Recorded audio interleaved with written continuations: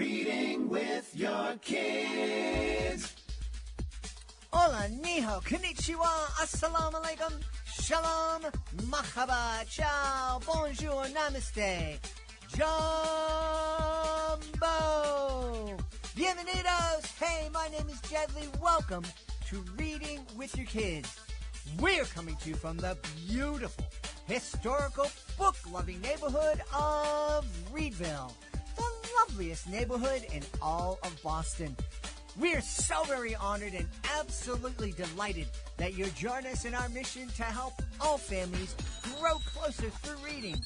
We do that by sharing fun, thoughtful, and thought-provoking conversations with fascinating people who just happen to be writing books for kids of all ages.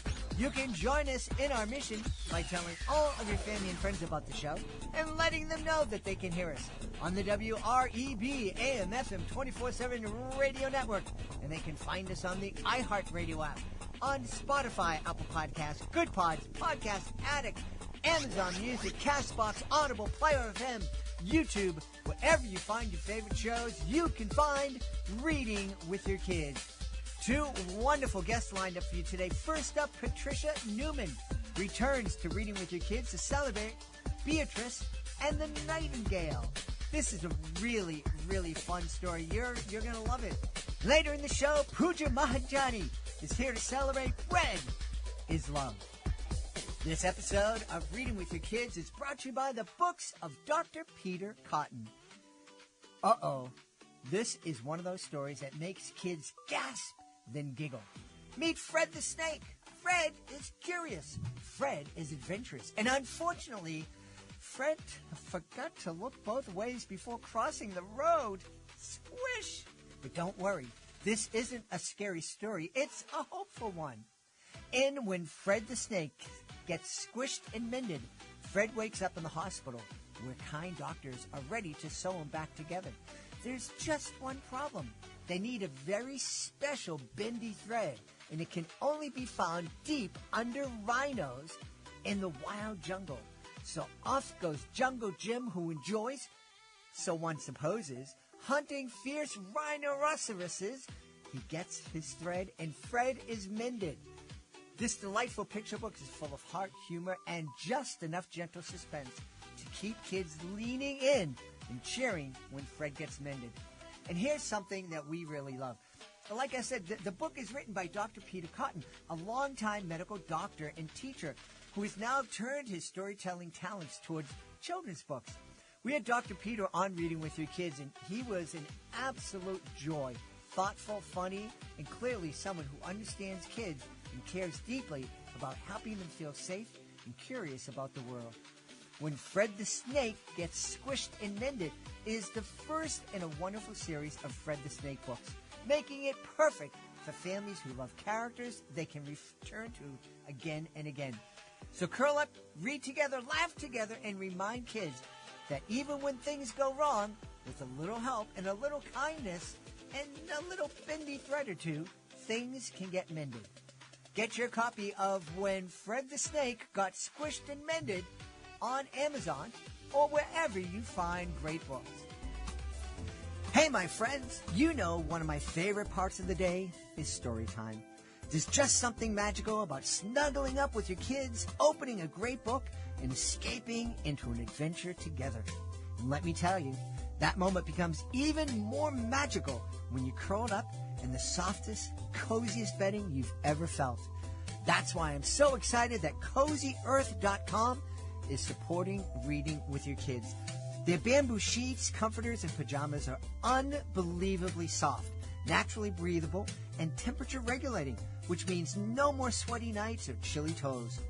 Right now, Cozy Earth is offering Reading with Your Kids listeners an unbelievable and exclusive 41% off their entire site. That's right, you heard me right, 41% off. So go ahead, create your own cozy reading nook, wrap yourself and your kids up in something comfy, grab your favorite bedtime book, and turn story time into the best part of your day. Head on over to CozyEarth.com and use the promo code READ at checkout to save 41%. That's CozyEarth.com, promo code READ. We are going to have a fantastic time. Our guest is returning to Reading with Your Kids to celebrate her brand new picture book. It's called Beatrice and the Nightingale. Please welcome to the show, Patricia Newman. Patricia, so great to have you back on Reading with Your Kids. Thank you, Jed. Hi, everybody. It's so great to be back. Beatrice and the Nightingale. Tell us, Beatrice is, this is based on a true story? It is a true story. Yeah. It's a nonfiction picture book. It's about Beatrice Harrison, whom most of us have not heard of here in the States. But she was a famous cellist in England, kind of the turn of the century. Before that, she was a child prodigy.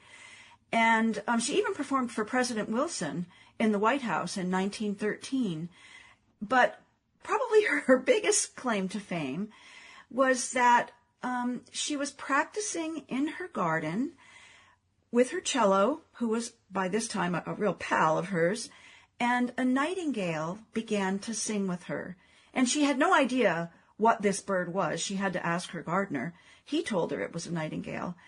And the nightingale wasn't just singing bird song unrelated to what Beatrice was saying. It was singing with the music. And it was astounding to Beatrice's professional musician's ear. At that time, she was headed to the BBC to record a broadcast with an orchestra of her playing specific cello pieces. And she asked the director of the BBC, how about if you come to my garden and broadcast me playing with the nightingale? And the director thought, you know, this woman's cracked, right? But in her lovely, gracious, convincing way, he acceded to her request. She called it her dearest wish. She called it her dearest wish. And out trooped to Beatrice's house technicians who laid wire, who laid microphones, who had amplifiers, who tapped into their phone lines. And they were ready to broadcast whenever the nightingale started singing. And of course, you know, you don't just have dead air on radio. This was when radio was brand new, and they even knew then that you don't just have dead air. So they had a musical program that they were ready to break into. Mm-hmm. But man, that darn nightingale just didn't sing for hours and hours on end. Finally, at the 11th hour of the musical program, it finally started to sing. And millions of people heard this broadcast around the world. There were people that sat in their backyards listening to their radios, and their nightingales started to sing. There were people who didn't have radios who listened to a friend's radio via telephone. Millions of people listened to this broadcast. And Beatrice received thousands of letters. They called her the Lady of the Nightingales. And it was an event that was repeated for 12 years after that. Wow, that's incredible. I know. It was such an incredible meeting of music and nature and technology. And Jed, this was the first time that bird music was broadcast across the airwaves. Really? Yes. That's incredible. You know, the history lesson alone for kids who have something in their pocket that allows them to talk to somebody on the other side of the world and send videos in seconds. They won't believe that not too long ago, we, as a world, we would sit down and watch the same events together. Yes. And there's quite a lot of context, both in the story and in the back matter, to help today's kids understand what it was like not to have a cell phone in your pocket, what it was like to go to a concert hall to hear music playing and not just create a playlist on Spotify. Right. And, you know, not be able to just walk into the backyard with your tape recorder and wait for the bird to sing and then play it later on. You actually had to have a crew and wires and everything, and there's a whole big deal in order to capture that. Right, exactly. And as you might imagine, if you if you have an old turntable with old record albums and you put that needle on your record album, it sounds a little staticky compared to the digital tracks you're probably playing on your phone. And Beatrice's initial recordings sounded even more staticky because microphones were evolving, just like technology is evolving today. Microphones evolved then. Yeah. We just spoke to a guest that talked about the creation of our modern microphones. It's a fascinating conversation. It is. It is a fascinating conversation. All the steps that went into it, all the people that were involved in making radio happen. It wasn't just one person. It was a number of different scientists discovering little bits and pieces along the way until somebody finally had the idea to broadcast across the airwaves the results of I believe it was a sailing race. So it's just that's why I love science, Jed. There's so much collaboration in it, and so much that you can't do as a single individual. You build on the work of others, and you rely on their expertise and their help and their goodwill. Yeah.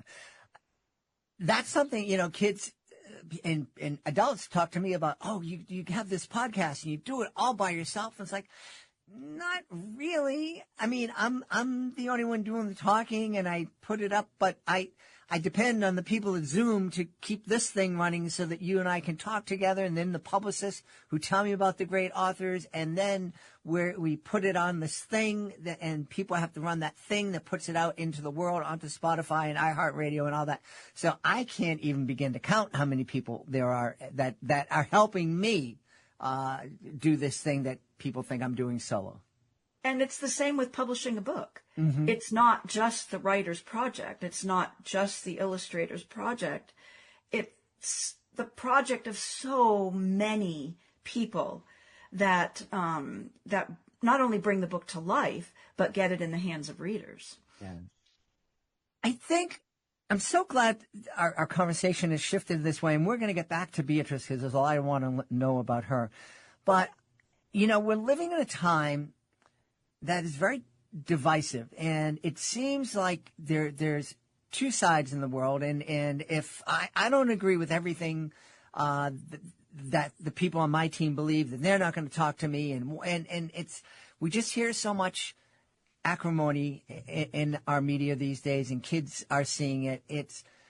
I think it's important for us to sit down and help our kids understand. It's like, no, really, our world is working because we're getting along, because we're working together. We might be doing it separately and in our own little space, but in reality, there's a lot more of us getting along and working together and making this world a better place than there are noisy people on TV yelling and screaming. I'm so glad you said that. There really are. And, it's interesting that you even bring this up, because I've been speaking at different conferences lately about teaching the hope. And this idea has sort of coalesced in my mind as like a 3-point idea. First, and I center, you know me, Jed, I center mostly on the environment, right? So we hear a lot of gloom and doom in our headlines about the environment. What's not happening, what is happening, what's hurting, what's going away, all of these gloomy headlines. But they have a very global focus. And it's a well-known fact, it's actually been studied, that negative headlines sell better than positive ones. So, of course, we're going to hear the bad news, right? But when you're talking about kids, I think with nature particularly, but this applies to other things as well, it's important to find what you're grateful for, right? And if you can find what you're grateful for, then find how you are connected to it. So once I give kids a sense of gratitude for nature by telling them all the things that nature does for them, for instance, I then connect them to nature. What do birds do for us? What does an elephant do for us? What do orangutans do for us? What do Pacific salmon do for us? All of those creatures have a function in nature that also supports human beings. So if we can find out what that is, then we start to care. And when we care, we act. But there's this third component, and I think that's where me as a children's author comes in. There are books about civic role models, people who have made a difference in the lives of other people we don't necessarily know about, like Beatrice. She had this seemingly small idea to share the Nightingale's song with listeners on the BBC. No one had ever done it before, but she wasn't going to hear no. I mean, she was a woman who had achieved great heights in her young life, and why couldn't this happen too, right? And she made it happen, and through her passion and her love of nature, she shared that with other people. So that is part of, the gratitude and the connection piece. Beatrice is the civic role model in my Teach the Hope paradigm, the person that today's youth can emulate just by doing something small. Yeah. Such an important thing to share with our kids. How did you learn about Beatrice? That's a good question. We were all locked in our homes because of the COVID pandemic. Yeah, remember that? It's a distant memory, right? I'm trying to put it out of my head. Yes, I know. Sorry to bring you back there. But we were locked in our homes, and, what did you do? You played cards, you played games, you watched movies, whatever, right? You read. I was watching a movie one night with my husband called The Dig, with Ralph Fiennes and Carey Mulligan as the two stars. It's about a real live excavation in England of an Anglo-Saxon, I think it's a burial ground, a sacred burial ground.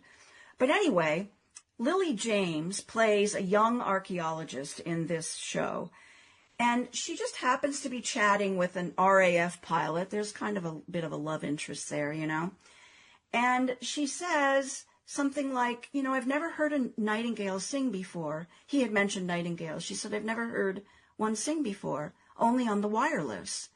And he's like, on the wireless? What do you mean? That's what they used to call radio, right? So she goes on to explain about Beatrice and this performance that the BBC broadcast. And I just sort of sat back in my chair and thought, I have never heard of this before. So I started my own dig, and guess what I found? It was true. That's cool. So sometimes just something simple, watching a movie, reading a book, gives an author an idea. Yeah. Now I know that a lot of those early radio programs are lost to history. Is there a recording of Beatrice and the Nightingale available? Not her first duet. Because it wasn't recorded. Right. But additional recordings are available. You can go and find them on YouTube. Okay. They're scratchy. There is also an educator guide on my website on the Beatrice and the Nightingale page that will lead you to some activities with those old recordings. Yeah. Must be thrilling for you to go into a classroom or you share a book and share all this history with kids. What's your favorite reaction of all the classroom visits you've gone to and questions kids have asked you or comments that they've made? What are some of the ones that have stood out?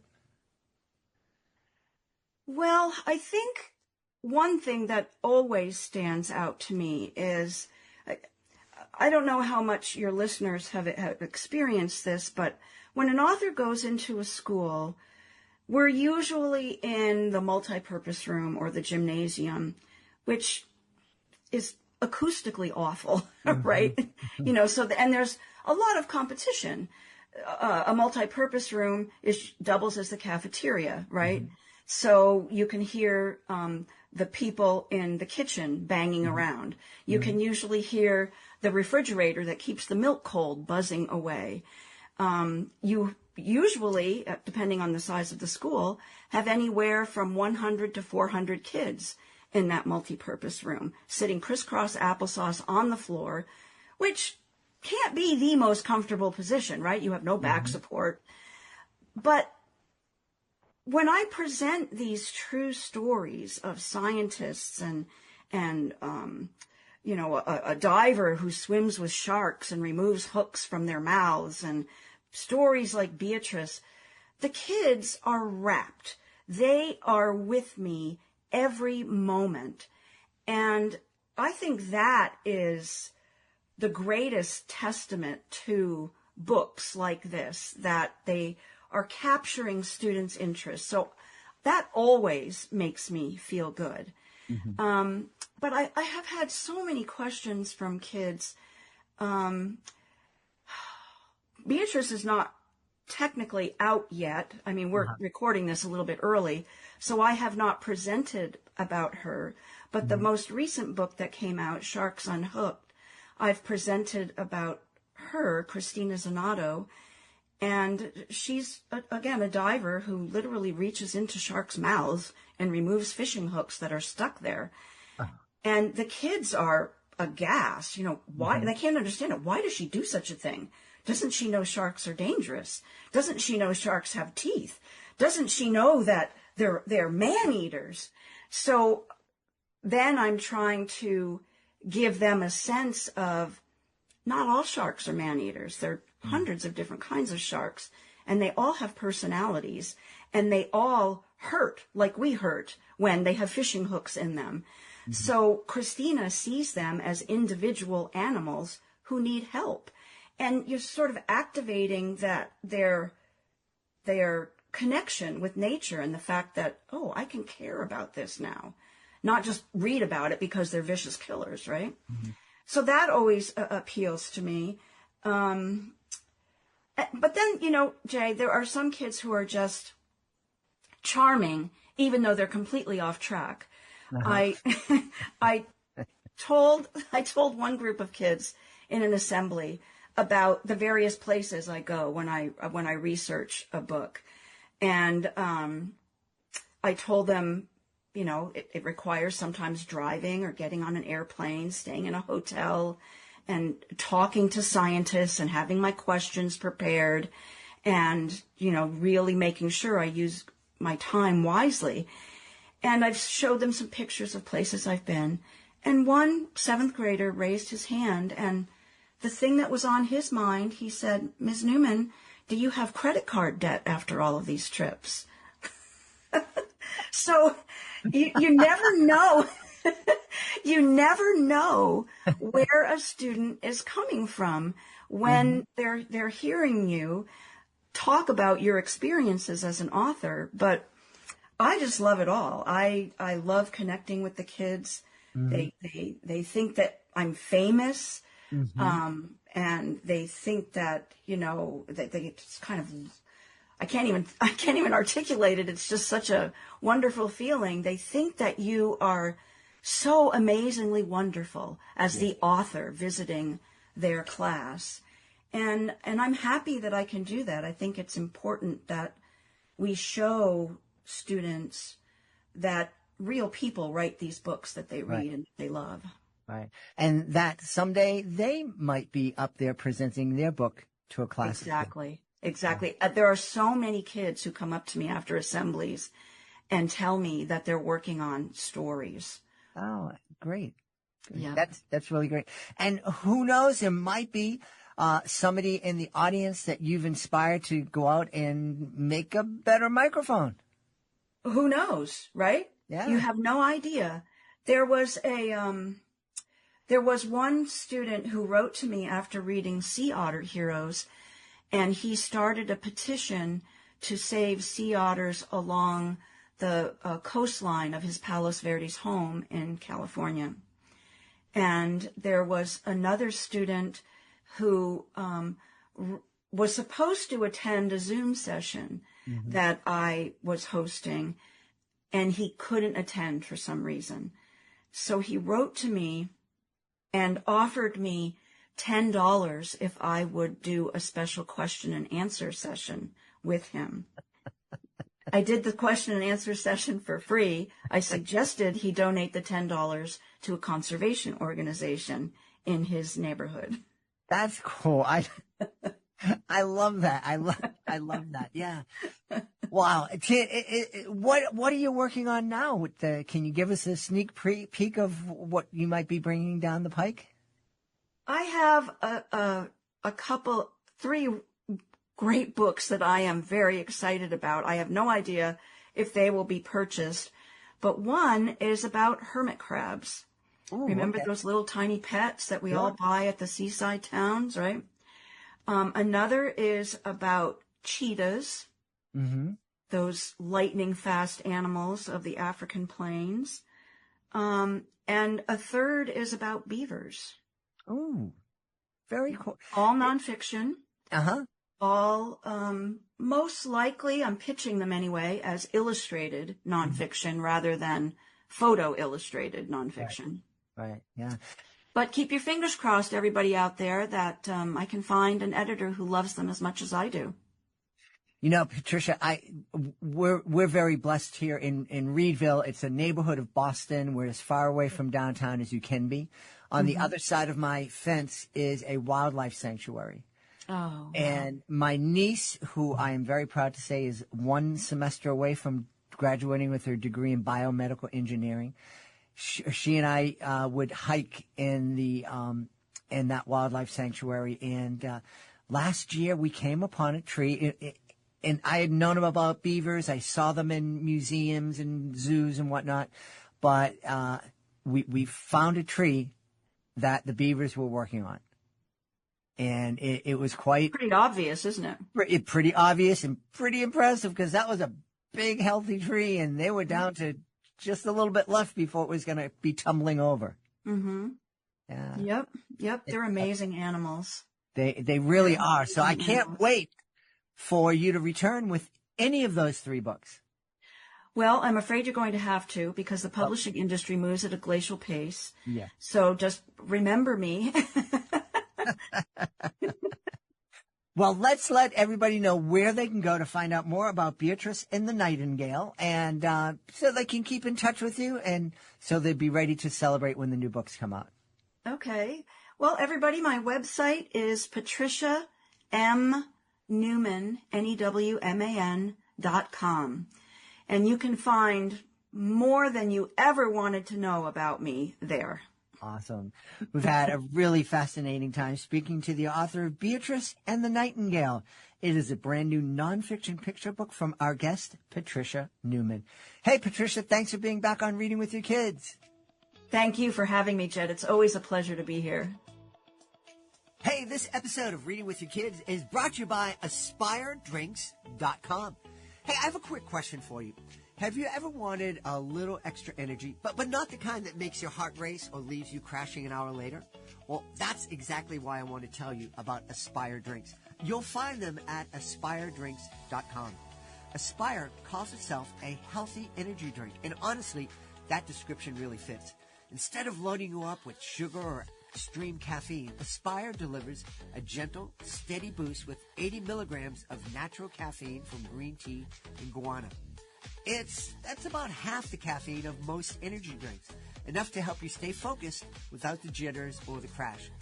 It's also zero sugar, 0 calories, and 0 artificial additives, which makes it a great choice for parents, teachers, and anyone trying to make healthier choices while still getting things done.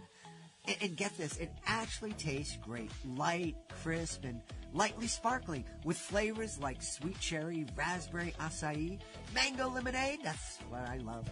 No heavy aftertaste and easy on the stomach. Aspire is packed with B and C vitamins, biotin, and ginger, and it's vegan, gluten-free, keto-friendly, really designed for real life. And just for Reading with Your Kids listeners, you can get an exclusive discount of 20% off. That's the highest discount available when you shop at AspireDrinks.com and use our promo code READ. That's READ, at aspiredrinks.com. Healthy energy done right. Attention, this important consumer alert is brought to you by CBC Funding. Hey, did you know it's possible to receive upfront money from your structured settlement, annuity, or pending lawsuit? It's true. If you are receiving a structured settlement spread out over time and you want a lump sum amount delivered immediately, then you need to call CBC Funding. With your cash today, you can pay off credit card debt, pay medical bills, fund your education, or improve your home. You don't need to wait. Structured settlements are commonly used to resolve personal injury lawsuits. Annuities, they're designed to spread payments out over 10 or 20 years. For many of you in need of money today, this simply does not work. If you have a structured settlement and you want cash now, call CBC's Settlement Funding. Here's the number. 800-442-0665. 800-442-0665. That's 800-442-0665. This episode of Reading with Your Kids is sponsored by Ramble Office. You know, before I tell you about Ramble Office, let me tell you about what travel used to look like for me. When I take the Reading with Your Kids studio on the road, it was like a lot. I had one box for the mixer, another case for microphones, a satchel for my laptop, cables everywhere. And I always felt like I was forgetting something. That's why Ramble Office really clicked with me. Rambo takes everything I used to juggle, tech gear, personal stuff, and puts it into one smart, great-looking unit that's designed to be a mobile office, not just luggage. Everything has a place. Everything stays protected. And when you get to where you're going, you're ready to work. Instead of digging through bags or repacking your life every time you move, Rambo keeps your setup organized and ready to deploy. Travel days stop being chaos and start being productive. It's sleek, modern, built for people whose work doesn't stop just because they're on the move. And if your job follows you, whether that's podcasting, teaching, consulting, or creating, Ramble is worth a look. Go to rambleofficeanywhere.com, all one word, rambleofficeanywhere.com. Use the promo code READ, R-E-A-D, and receive 5% off any product. It's exclusive for Reading with Your Kids listeners. Check it out today, rambleofficeanywhere.com, promo code READ. Join us right now from beautiful Central New Jersey, which does exist no matter what people tell you. Central New Jersey is absolutely real, and it's the home to wonderful authors and creatives like our guest today. She is the author of Bread is Love. Please welcome to the show, Pooja Makhijani. Pooja, I'm sorry I messed up your name. Welcome to Reading with Your Kids. Thank you so much, Jed. It's so fun and delightful. I'm so excited to be here. Tell us all about bread. I love bread, and I love it way too much, as my waist will tell you. But bread is just such a part of all of our lives. Yeah, exactly. And that's exactly, I think, what compelled me to write this book. So it's a picture book that's going to be out on February 10th. And it's about a family who bakes bread every week. And it's told through the eyes of the older child and how that, they wake up one morning and they look at the starter and they put the starter together and then they go to bed and the next day they bake their bread and then they eat it and share it as a family. And they do this thing all over again the week after. And so it was based on my own family ritual of doing that week to week. But also, like you said, bread making is so universal. Bread making is so essential to who we are as human beings in a lot of ways. Bread making, as we learned during the pandemic, I think people found a lot of comfort in something that is so primal. And that's what compelled me to write it. So a little bit of personal experience and a little bit of understanding how ubiquitous bread is in our culture. Yeah. Now, you mentioned the ingredients, and you mentioned the starter. Most people listening know what you're talking about, but I don't. Tell me what's the starter? Yeah, so starter is made of 2 ingredients, water and flour. And basically, it's when you combine water and flour and sort of let it ferment, it becomes yeast, right? Natural yeast, right?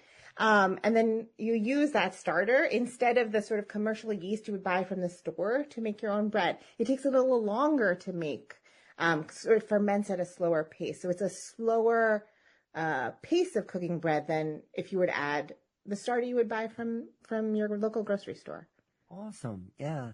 Pooja, when I was a kid and I had I was mentioning to Pooja, I have a wonderful niece, and she is very excited because in the fall she rented out her first big girl apartment all by herself, and it's actually just a couple of blocks away from where I had my first big boy apartment on my own, and I lived over a store, and they had fresh Italian bread every morning, and it was I was twice what I am today because of that. I would just go down, and it was so good. Boy, oh boy, oh boy, it was just delicious. Yeah. I mean, I hope that part of the reason I wrote the book is also because I'm obsessed with bread. I'm obsessed with making it. I'm obsessed with eating it, obviously. But there's so much. I hope that the book brings out all of that sensory detail while people are reading it, right? Like the smells that you remember the smells that were so long ago, but that has such sensory memory for you. What it feels like to touch the gloopy starter, what it feels like to shape the bread, what it feels like to smell a freshly baked loaf. I hope that all comes out in the text, and I hope it all drives people into the kitchen too. Well, I was going to say, this is a book. I think a family should read this in the afternoon, and then, instead of right before bedtime, so they can hop right into the kitchen and start making their own bread. Yes, I hope so. That sounds perfect. I'm going to put a sticker on the book that says that. I love it. I love it. What's the, have you had a chance to share the book with, any young ones or any families? Not yet. I have a bunch of events coming up in the next few months all over central New Jersey and northern New Jersey and New York as well. So if you have any listeners in the area, they can, I hope to see them. Yeah. But no, not yet. Not with young children yet. Okay. What is your favorite type of bread? Oh my goodness. That's a really hard one. I think it would have, does pizza count?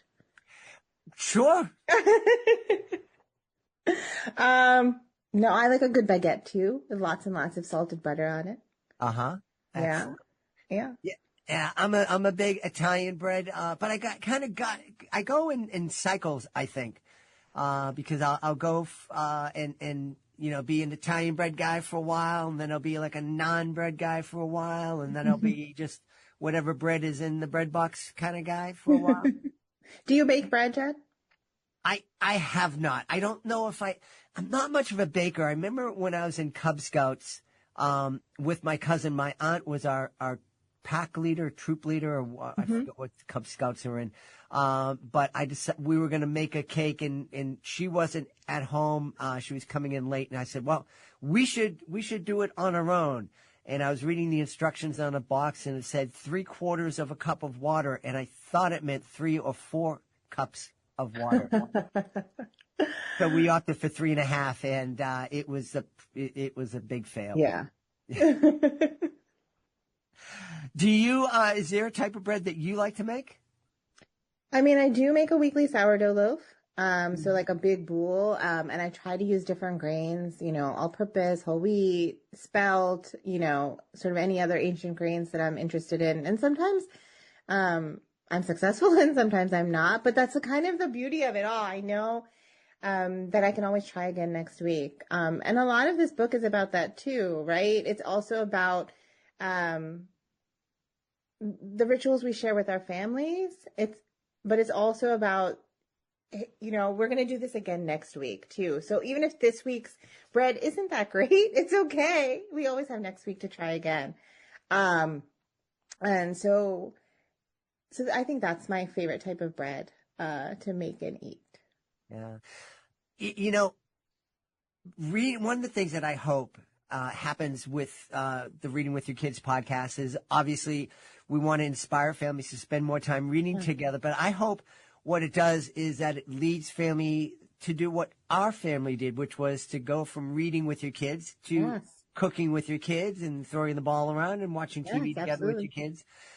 We've hosted international kids here in our home, and there was one student in particular from China who loved cooking. And while we never made bread together, we made dumplings together from scratch. And I remember for my birthday, she was telling me that in Chinese culture, for your birthday, someone that you love will make a big, long noodle for you so that you'll have a long and happy life. And she tried to make me the longest noodle ever. And it was a fail. And instead I get these little teeny weeny noodles. And I'm like, Sophia, what are you trying to tell me? She goes, no, I want you to live a long life. But it was such a fun time, even with, we think about cooking with your kids, cooking with 5 and 6 year olds, but it's a blast cooking. She was 18 when she lived with us, and her and I had so much fun cooking together. Yeah. And I think cooking, in the same way that reading with your children or the children in your care, brings warmth and togetherness. The kitchen is another place for that too, right? It can be as physical and as, what's the word I'm looking for? Like it's a place to share stories. It's a place to touch each other. It's a place to share. It's a place to do all those things that we do. We can do that when we read together using the book as the medium, but here's another place to do that as well. Right. Yeah.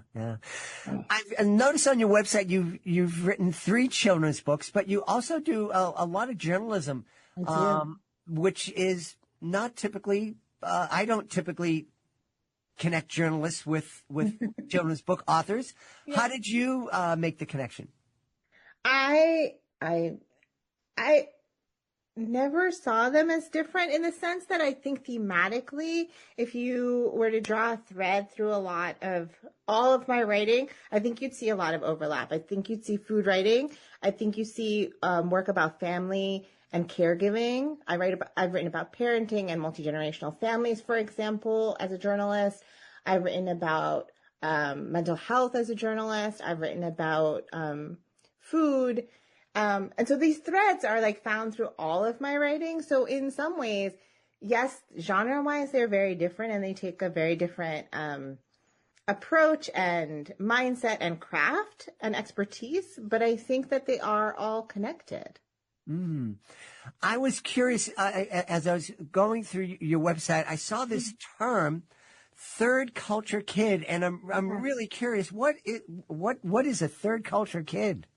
So a third culture kid is a term that was used for American children who were growing up abroad. So kids of diplomats and like military kids and stuff like that. And it sort of became a contested term, I think, when our world became more globalized. Like, what is the difference between an immigrant kid and a third culture kid, right? Is it which way the immigration patterns are going and sort of under what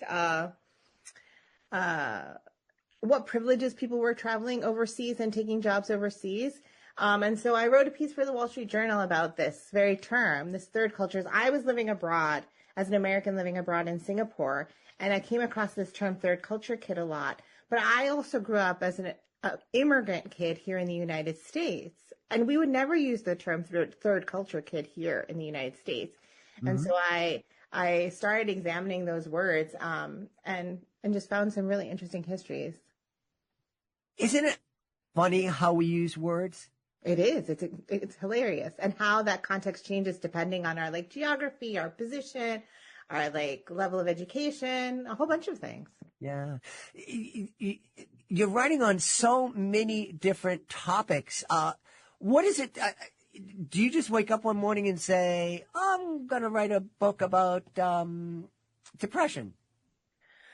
I think a lot of things are drawn from my own personal experience and observations. I don't think I'd actually stray very far from them. I think that most writers stick to their own obsessions. And like I said before, I've always been interested in these like same underlying themes, I think. Care work, maternal care, mothering, the ways in which, in language, in familial relationships, in intergenerational relationships, in intergenerational conflict. And I think that I just have kept finding new ways to explore them. Yeah. Yeah. Yeah. We really love celebrating intergenerational friendships here. I've mentioned many times on the podcast that the friendship I had with my grandmother was so very, very important to me and very, very special. Yeah. I live in a multi-generational family. I live with my daughter and my parents. I grew up in a multi-generational family. I was raised by my grandparents as well, who passed not very long ago. And so I hear you on that one. I think that these relationships can be really special. And I think there are, thankfully, quite a number of children's picture books that touch on the aspects, all those aspects of that. Yeah.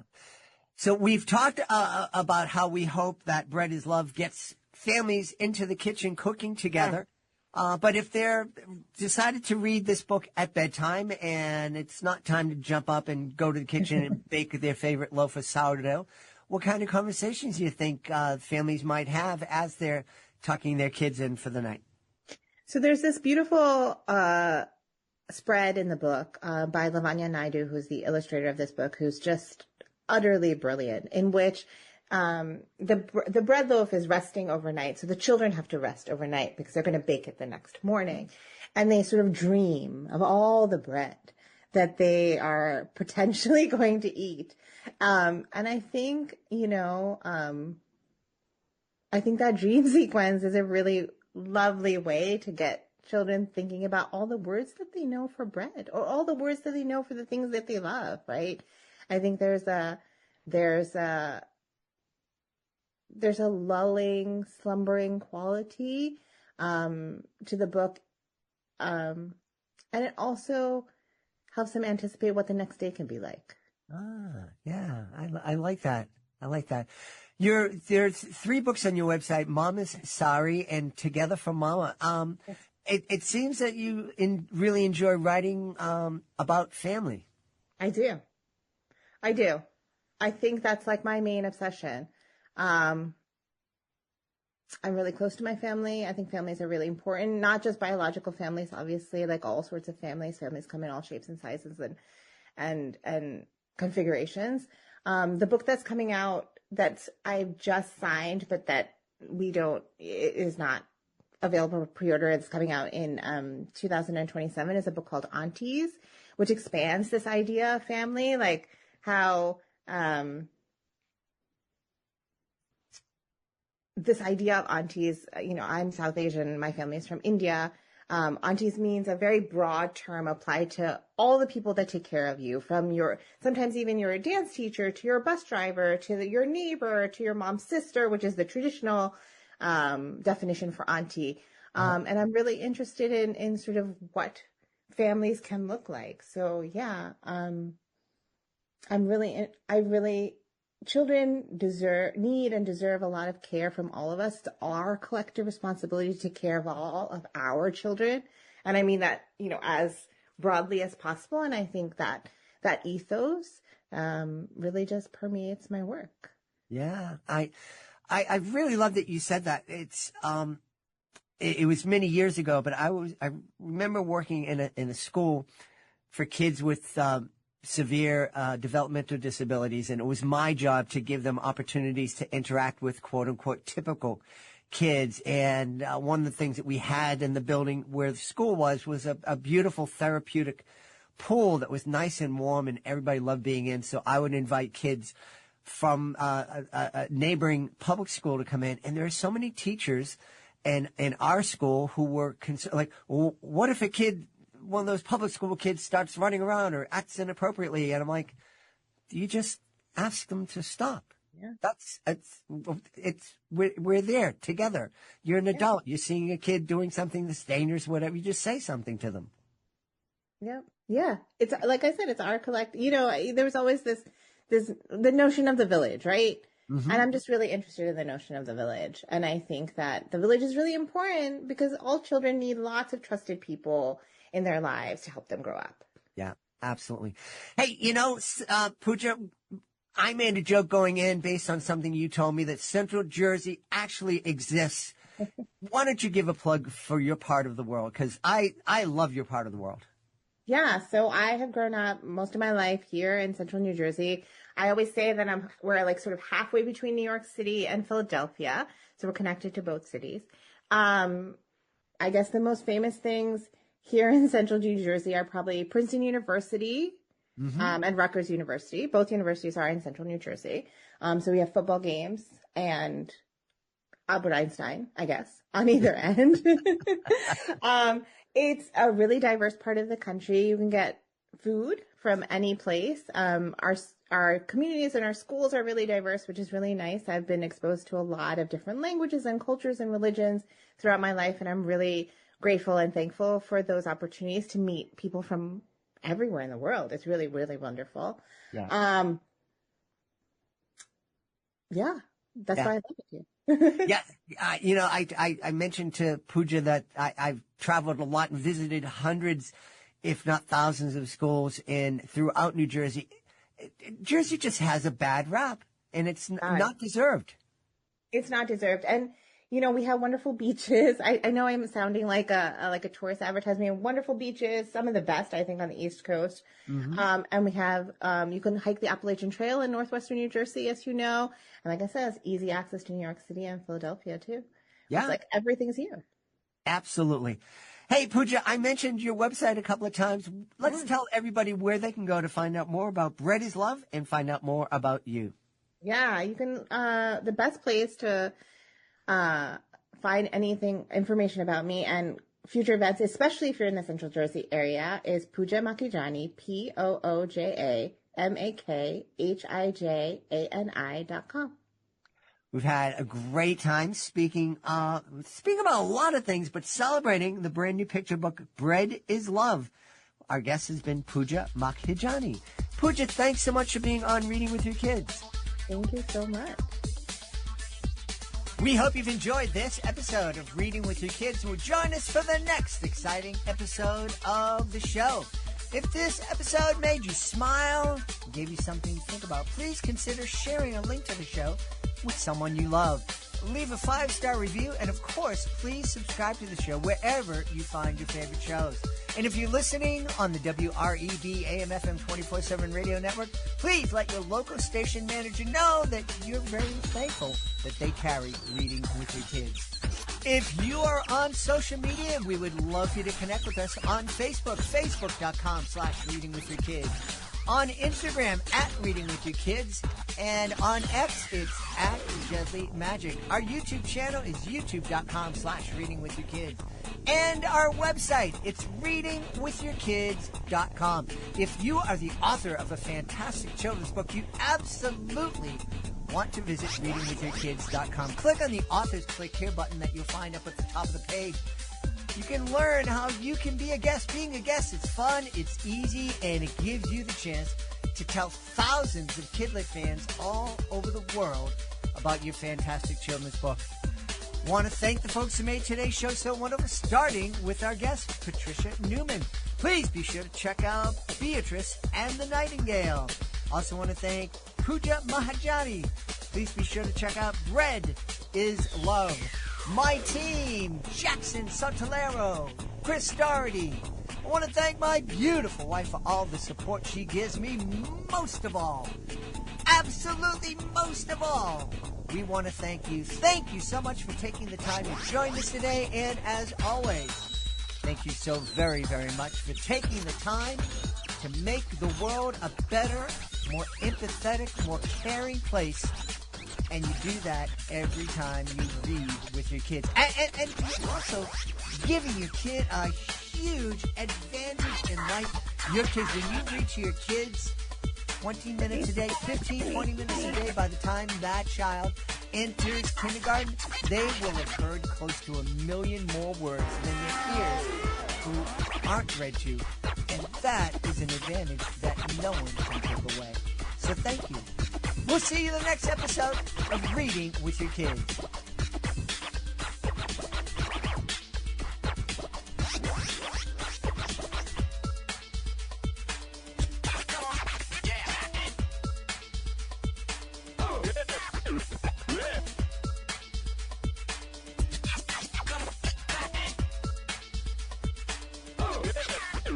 Yeah.